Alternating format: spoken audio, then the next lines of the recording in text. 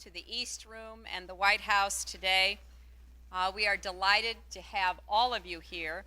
I'm particularly pleased that representatives of some of the communities that are receiving grants could be with us, and that so many child care and after-school activists and people who have long understood the importance of supporting our families and caring for our children are here. Many representatives of schools and many parents who have a deep concern. I'm also delighted that we could have such distinguished members of Congress here, Senator Robb and Senator Specter, Congressman Cardin and Congressman Castle, Congressman Hoyer, Congressman King, Congressman Levin, Congressman Quinn, and Congresswoman Lowy. Also representing HHS is Olivia Golden, the administrator for the Administration of Children and Families, and the Assistant Secretary of Education, Kent McGuire. In addition, we have mayors, Mayor Ernest Davis from Mount Vernon, New York, Mayor Joseph Ganim from Bridgeport, Connecticut, Mayor Brett Schundler from Jersey City, New Jersey. We also have representatives of some of the programs that have qualified for these grants, and some that I've actually visited, like Chicago's Lighthouse program, New York's after-school program, the Virtual Y. We also have foundations that have contributed significantly to after-school programs, including the After School Corporation, the Soros Foundation, and others as well. Today, we make clear that the real winners in the budget agreement were not Republicans or Democrats, but children and families. Because of a bipartisan commitment, more children will now have healthy, nurturing places to go after school.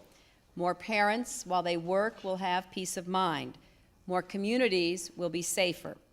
And none of that would be possible without the people in this room, particularly the President, members of the administration, and the members of Congress. Over the next few hours, while we are here, the school bells will ring in cities, suburbs, towns across America. Children will grab their books, their backpacks, slam their lockers shut, and leave the classroom behind for the day. But where will they go? As we will hear from Rose Bowles, it's a worry that confronts every working parent every day. When that clock strikes 2 or 2:30 or 3 or 3:30, we've all been in offices where parents literally stop in their tracks, pick up the phones in unison, and try to find out where their children are, making sure they're okay. And it is certainly not hard to understand why. We know that most juvenile crime happens after school when parents are not around. Millions of children have nothing to do and nowhere to go when they are not in school. Sometimes they find trouble or trouble finds them. More often they are simply bored to tears, not working on their schoolwork, not engaged in any physical activity that is supervised by adults, not trying their hand at any kind of art or other recreation. Well, instead of this being a time to worry, many of you in this room and others like you throughout our country have shown that these critical after-school hours can be golden opportunities for parents and communities. In Harlem, for example, I met students who, with the help of the YMCA and AmeriCorps volunteers, were writing their own I Have a Dream essays after school. I met parents in Danville, California, who had come together with their local school district to fund some after-school programs. Some of them had even mortgaged their own homes to raise the money to be able to match the public funds required. Just this last month, we held a White House conference on school safety, and we heard from many people in the law enforcement community how significant these programs are. The Baltimore Police Commissioner, for example, explained how the Police Athletic League had created after-school centers for children to learn and have fun because they knew it was the best way to prevent them from being the victims and perpetrators of crime. Our challenge is to write these success stories in every community, and when we do, it will be because Congress came together in a bipartisan fashion to invest $200 million in after-school programs.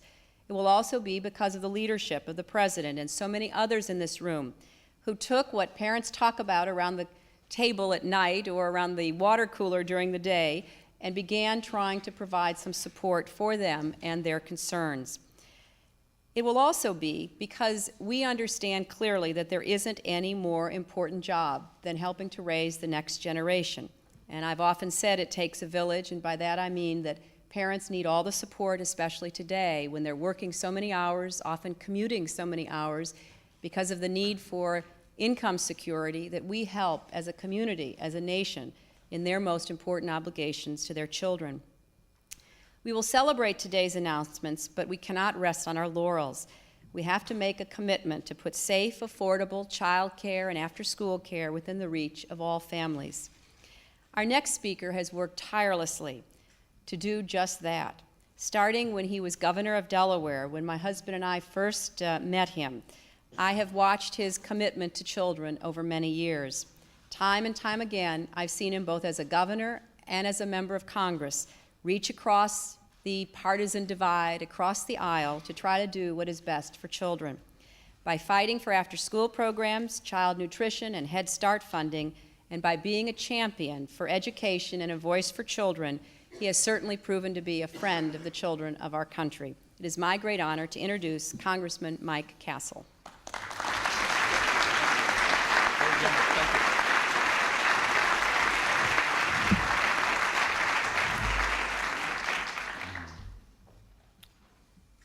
Mr. President, and our distinguished First Lady and elected officials, and ladies and gentlemen, I want to thank the First Lady for her introduction and especially for her ongoing commitment to our nation's children. I am very pleased to be here for the President's announcement of the 21st Century Learning Center grants, which are a key element in expanding after-school activities for children. I would also like to note two other accomplishments that may not have received a tremendous amount of media attention. The President and Congress worked together in a bipartisan fashion to continue and improve two important programs for children, child nutrition and Head Start. It shows it can be done. Like everyone here today, I am very concerned about how we can keep children productively involved when their school day is over and the adult in their life has not come home yet. As the First Lady pointed out, there are far too many young people who are unsupervised in the afternoon and evening hours. When we were kids, sports and band might have been enough. Today, there is a need for more options for all school-age children because so many of them are on their own, facing temptations and threats to their well-being. To help find solutions, I have introduced the After-School Children's Education Act to promote better coordination of after-school programs through a national clearinghouse. In developing that bill, I talked to parents, students, and after-school providers across my state of Delaware. Happily, what I learned is that there are some excellent programs out there at YMCAs, Boys and Girls Clubs, in schools, public housing, and churches. One positive development is that schools are working more closely with parents and outside groups to make facilities available after school. Good people are running the programs, but they need help in reaching more kids.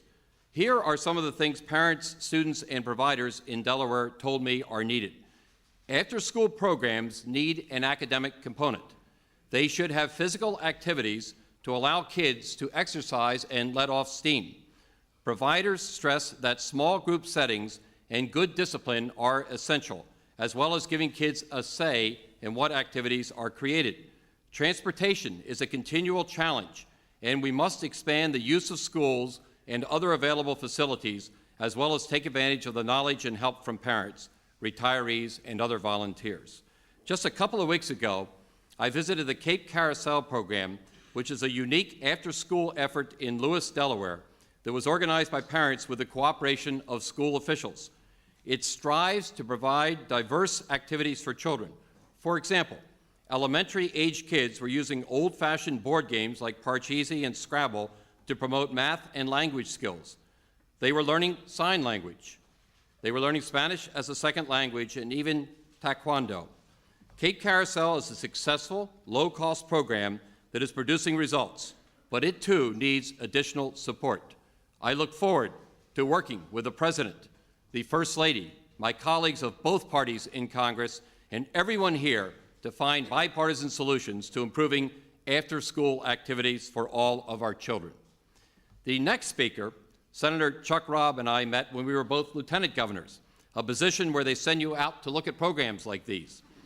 As governor, he stimulated the resurgence of quality education in Virginia by increasing funding by $1 billion and emphasizing results in helping kids. In the Senate, he has continued to be an advocate for our children. I am pleased to introduce Senator Chuck Robb.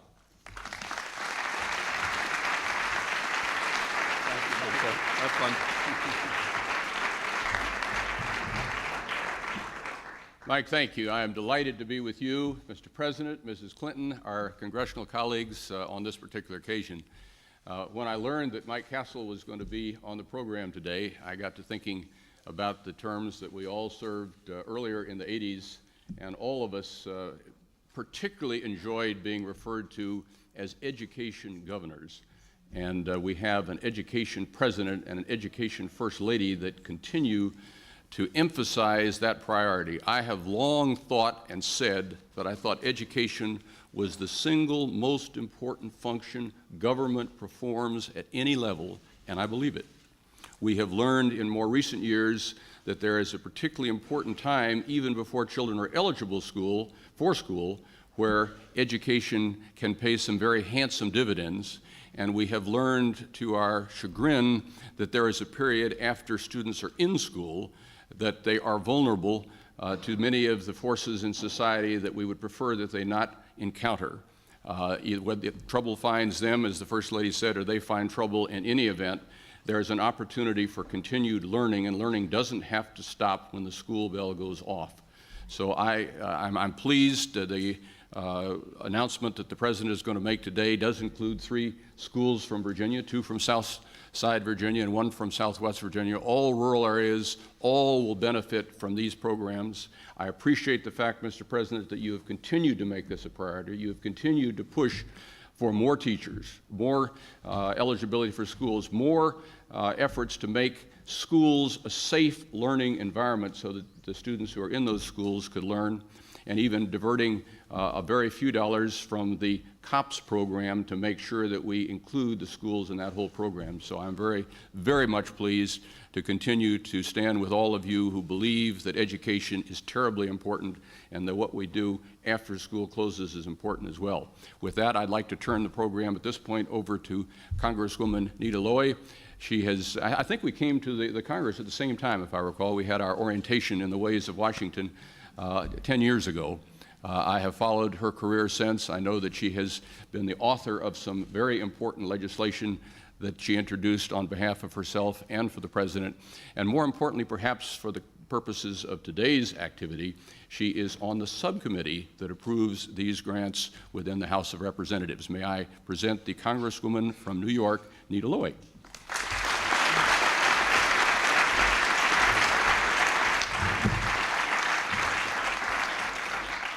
Thank you very much, and good afternoon. And I am honored to be here with our President, with the First Lady, with my colleagues, to announce this significant increase in funding for after-school programs.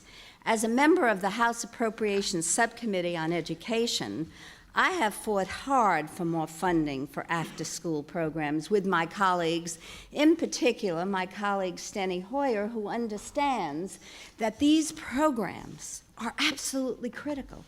And our schools should all be comprehensive schools, in the morning, in the afternoon, in the evening, and the weekends.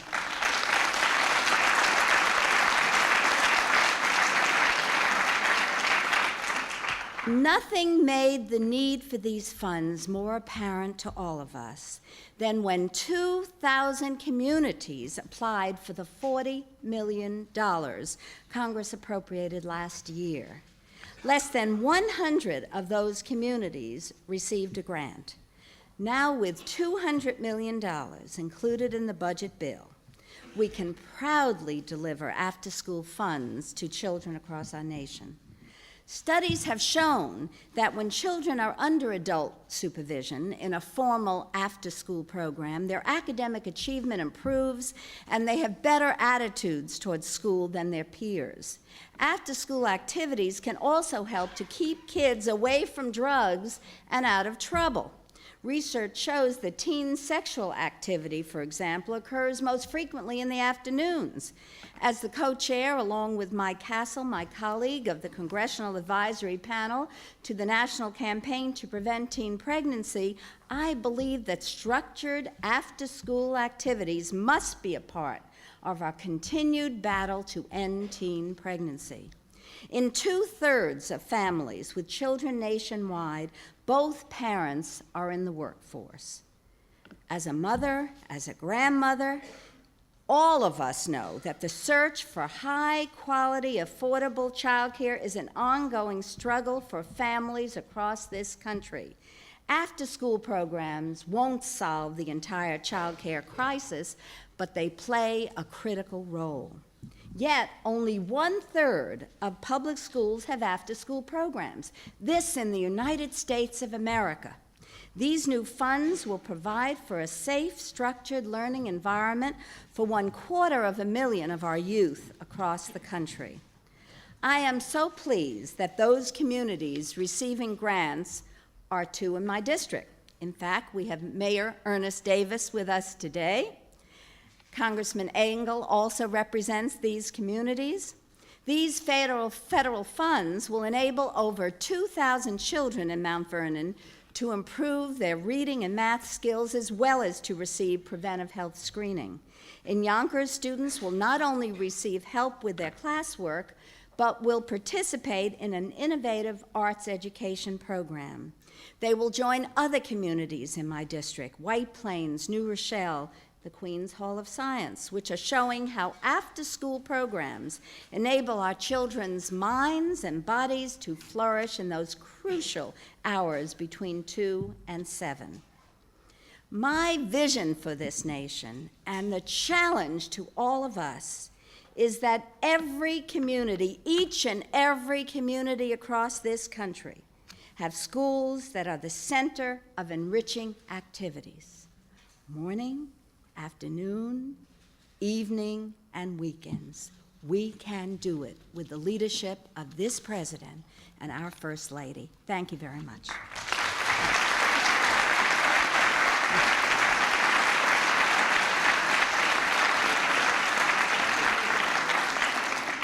And I have the honor of introducing the gentleman, the congressman from Pennsylvania, who has the power to make this happen. We have an outstanding senator here this evening who is chairman of the Subcommittee on Labor, Health, Human Services, Education. And as I have learned, as a member of the committee on the House side, when Senator Specter speaks, when Senator Specter acts, we all listen because, ladies and gentlemen, Senator Specter can make it happen. So it is a great honor and a privilege for me to introduce Senator Specter to all of you.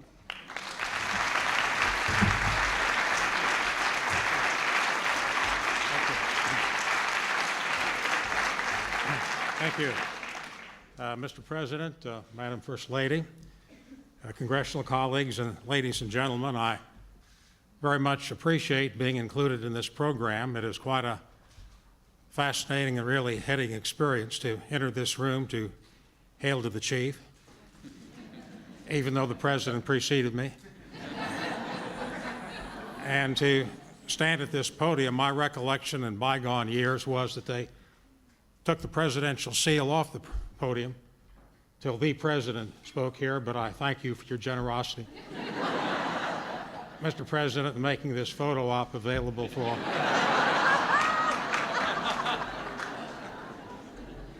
so many of us here. I'm glad I have some friends among the photographers so I can get a picture of them. I thank you very much, Congressman Lowy, for your very generous introduction. The genesis of that introduction was that in early October, I was on the House floor and talked with Congressman Lowy and some others about some of their druthers, some of their pet projects. And I can see a worthy pet project when I hear one. And as Nita said to me in the waiting room a few moments ago, she got a prompt call from a staffer, and her program was included. And that is the advantage of being chairman of the subcommittee. I acknowledge my colleague, Senator Tom Harkin, who worked very closely with me in structuring the education funding. And it is a moment of great national importance that with the leadership of the President and the First Lady and on a bipartisan basis, we have increased education funding by some $3.5 billion for the next fiscal year to some $32.9 billion. I learned a long time ago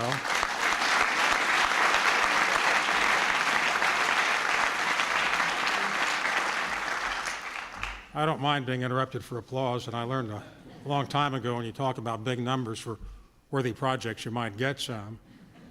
I learned a long time ago in this town that if you want to get something done, you have to cross party lines. And Senator Harkin and I consolidated or eliminated some 135 programs on a priority basis to save $1.5 billion to put into very important programs which our subcommittee has jurisdiction in the Department of Education, Department of Health Human Services, and the Department of Labor on worker safety.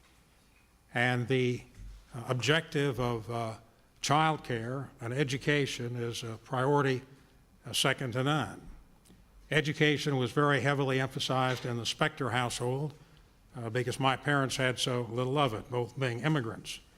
But when my sisters, my brother and I came home after school, our mother was there, and that's not possible today with the realities of the modern economy. So childcare is very, very important. Next year, and I discussed this briefly with the First Lady, we hope to have the appropriations bills to the President's desk in September so that there can be a discussion as to priorities as opposed to presenting them en masse in a $500 billion package, which gives the President little latitude on what to do and candidly gives the Congress little latitude on how to present them. But I recall on a Friday afternoon a presidential news conference in the Rose Garden where he had some things to say which were not bipartisan about the Congress. And the problem was that he was right. And we had not presented these bills in a timely fashion. So it is my hope that next year we will get our job done in September. And I can assure everyone here that education will remain top priority as we work through the process. Because these daycare programs are vital not only for education and for development, but for the elimination of juvenile delinquency, something that I saw in great detail when I was District Attorney of Philadelphia. So I'm delighted to be a part of this program on this increased funding for such a very important program, and wait till next year. Thank you.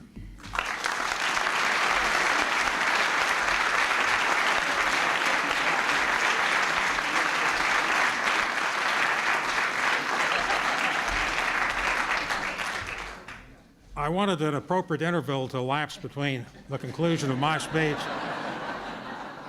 and the introduction of Ms. Rose Bowles so that the applause which she is going to get wouldn't be mistaken for the speech that I just concluded on. We have the pleasure of having Ms. Rose Bowles with us today, who is the parent of 2 children, one of whom has been the beneficiary of daycare. Ms. Bowles has for 21 years worked at the Pima Community College, where she works in the administration office. She also teaches Spanish, and while she has been there, she has achieved her master's degree. Her 14-year-old daughter has been the beneficiary of after-school daycare for some 6 years. She also has a 17-year-old son, and she's in a position to tell us exactly what it means to a single parent, to a working mother, and how important it is. And I'm delighted to present to you Ms. Rose Bowles.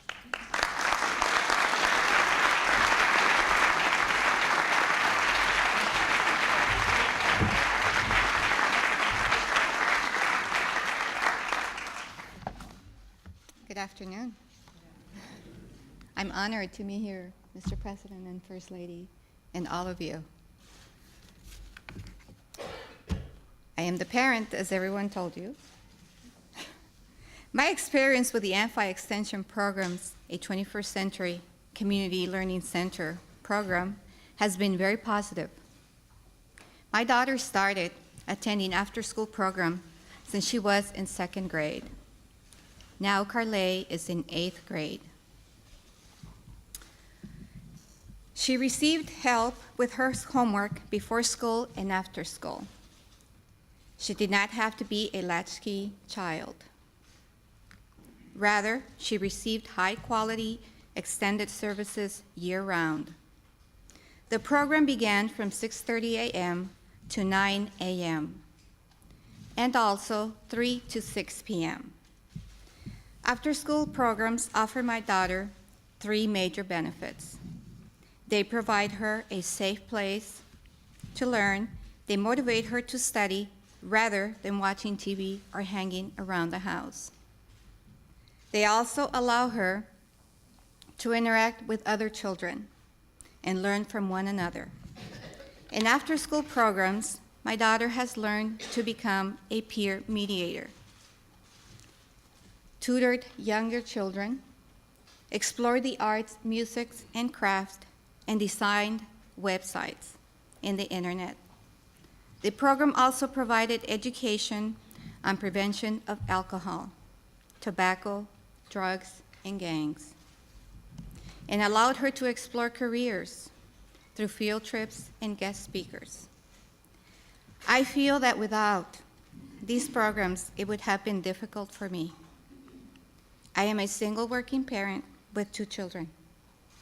By having an after-school program for my daughter, I do not have to worry for her safety or that she is busy learning other things. I believe that having an after-school program for a middle school kid is especially important because now they need to stay busy, involved in positive enrichment activities. This program has been very important to me because it's affordable. As a single mom, I need to make sure I can make ends meet. It is also important to me because there are many dangers and temptations out there that can lead kids the wrong path. While this program is only one of many ways that our children gain academic and social development, it's an important one. And in after-school programs, children feel alone. It's fun and educational, my daughter's words. I would like to thank you, Mr. President, for making the commitment to provide more after-school programs, opportunities for more children like my daughter. It's not very often that a mom like me gets to say thank you to the President of the United States. Mr. President, thank you for your leadership. It's my honor to introduce to you Mr. President of the United States, William Jefferson Clinton.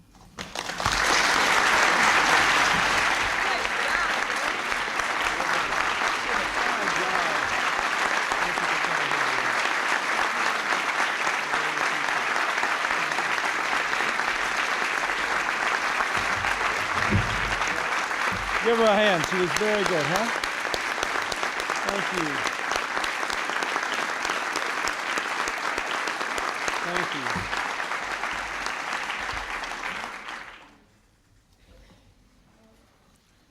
Thank you very much, Rose, for giving us a wonderful example of what these endeavors are all about. Hillary and I are delighted to have all of you, parents, administrators, and teachers, child care advocates, grant recipients here in the White House today. We especially thank Congressman Castle, Congresswoman Lowy, Senator Robb, Senator Specter, Congressman Hoyer and Cardin and King and Levin and Quinn. I thank Olivia Golden, our HHS Administrator for Children and Families, for being here, along with Mike Smith and Kent McGuire from the Education Department. We welcome Mayor Davis, Mayor Ganem, Mayor Schundler, and all of you. I have enjoyed this day very much already because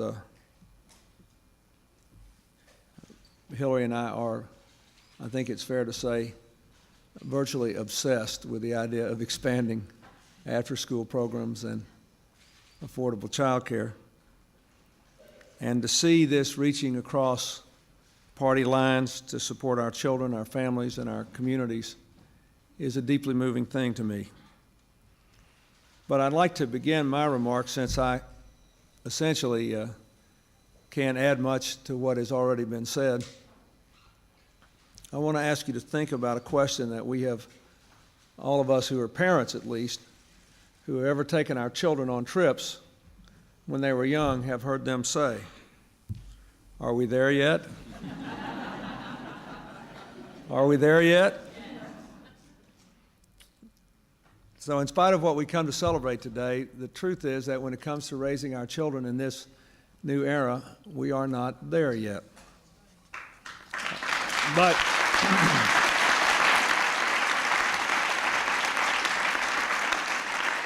when I look at the people on this podium and the faces out in this crowd, I realize that this is clearly an area where we can put the progress of our people ahead of our partisan differences, and that if we continue to do that, we might be able to give a different answer to our children.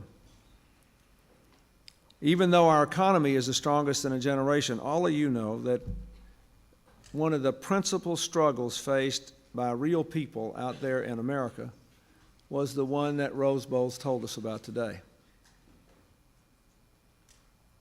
Even with the lowest unemployment rate in 28 years, even with the fastest rising wage rates in over 20 years, how are people doing at balancing the work of parenting and the work of working? How do people fulfill their obligation to their children and to their workplace? Well, first of all, it's not easy. In spite of the program that First Lady described, in spite of the marvelous experience that Rose as a parent with her child have had, on any given day in America, as many as 15 million school-aged children are left to fend for themselves, on the streets or alone at home. Half of all juvenile crime occurs in the few hours just after school lets out. And for families with children between the ages of 3 and 5, child care is the second or third greatest household expense. Now, obviously, only parents can find the proper balance between work and child rearing, one that works for them or one that is imposed on them by their economic circumstances.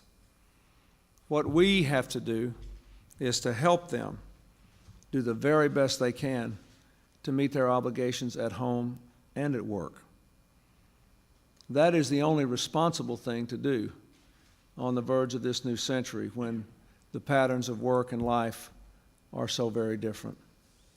As I have said many times, if you'll indulge me, I'd like to say once more, I know that all life is filled with choices, and some of them are bound to be hard. But this is a choice we should not require our people to make, because if they have to choose, they lose and we lose. If a person cannot function at work for worrying about the children at home, but economically they must work, then that weakens the fabric of the American economy. If in order to fulfill one's responsibility at work, a parent has to neglect children, that is an even higher price, because in every society, that is always the most important work that can be done. That is why we have worked hard to help people reconcile these two obligations, with the family and medical leave law, with policies designed to promote the idea that people who work full-time and have children in the home should not be in poverty, the doubling of the Earned Income Tax Credit, the $500 per child tax credit that was a part of the bipartisan balanced budget bill passed last year, the raise in the minimum wage, the dramatic increase in tax credits and scholarships and loan program options for college education, the welfare reform that I believe did a great deal. Mike Castle and I were talking about this because we've been working on this subject for more than 10 years together now. And we believe it makes a very good start at striking the proper balance between work and family, protecting the health care and the nutrition of children as a national guarantee, providing many more resources for child care and for transportation, giving states the flexibility to design programs that are more likely to move people more quickly from welfare to work without sacrificing their parental responsibilities. And since we have the smallest percentage of our people on welfare in 29 years, I'd say we're off to a pretty good start. Now, since those initiatives, we have focused on two other major priorities. First, the after-school programs, and second, child care for lower-income working families who may not have been on welfare and therefore are not eligible for the funds that were provided in welfare reform. Last month, the bipartisan balanced budget bill, to which Senator Specter and others have referred, expanded Head Start and made new investments in improving the quality of child care. Thanks to that bill, and especially to the extra child care put in under the welfare reform law, I can tell you that there are nearly 1.25 million low-income children now receiving child care under the Child Care Block Grant Program. That is up from 1 million the year before. That's a 25% increase in 1 year. And to all these members of Congress who are here who supported this across party lines, I want to say a special thank you for doing that. Now, that is the good news.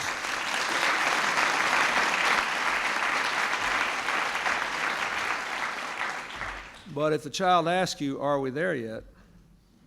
Here is the rest of the story. We've gone from 1 million to 1.25 million in 1 year, a 25% increase. By income, under the law, another 8.75 million children in low-income working families are eligible for child care assistance but cannot receive it because we have not put sufficient funds into the program. So this should continue to be a priority in the next Congress.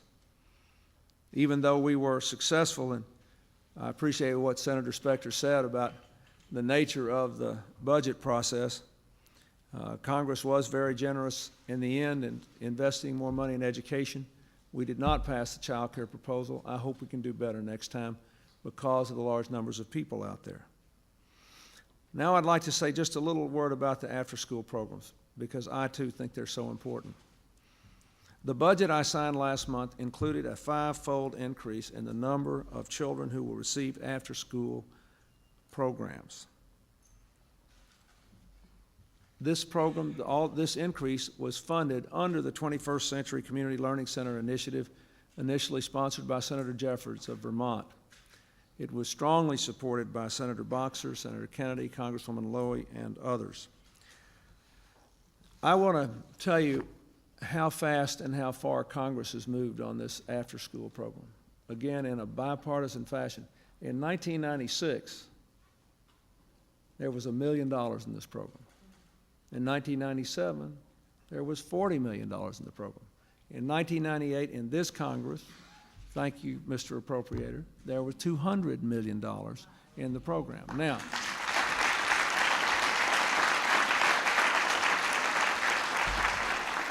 that's why 183 communities in 44 states in the District of Columbia today can receive $60 million to set up these academically enriched after-school programs.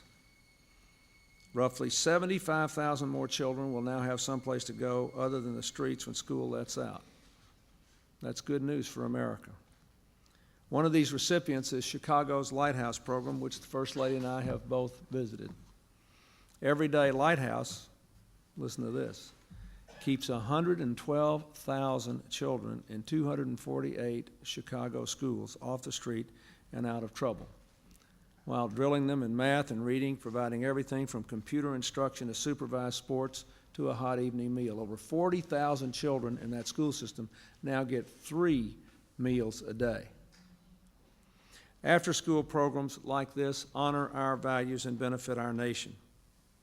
They offer opportunity and peace of mind to hardworking parents who can't always be at home when school lets out. They bolster responsibility and academic achievement among students. Math and reading scores have shot up in nearly every one of the 40 Chicago schools where the program began 2 years ago. And I might add parenthetically, I plug something I believe in, I am all for the proposition that in our most troubled inner-city schools we must raise academic standards, raise learning levels, and end social promotion. But it is wrong to brand a child a failure when the system has failed the child. So there has to be after-school program and summer school program. And